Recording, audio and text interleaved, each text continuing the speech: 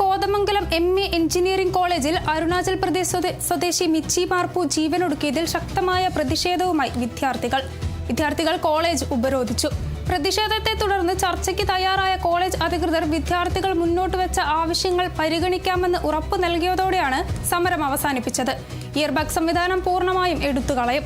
ഇയർബഗായ വിദ്യാർത്ഥികളെ തിരിച്ചെടുക്കും. പരീക്ഷാ ഫീസ് കുറയ്ക്കുന്നത് പരിഗണിക്കും തുടങ്ങി 5 ഉറപ്പുകളാണ് നൽകിയത്. ഇന്നലെയാണ് MA കോളേജിലെ 3ാം വർഷ എഞ്ചിനീയറിംഗ് വിദ്യാർത്ഥി അരുണാചൽ സ്വദേശി മിച്ചി മാർപ്പുവിനെ മരിച്ച നിലയിൽ കണ്ടെത്തിയത്. കോഴിപ്പള്ളി ഭാഗത്തെ വാടക വീട്ടിൽ സഹപാഠികൾക്കൊപ്പമാണ് മിച്ചി താമസിച്ചിരുന്നത്. ആയിരുന്നതിനാൽ 1 മാസമായി മിച്ചി മാർപ്പു കോളേജിൽ പോയിരുന്നില്ല.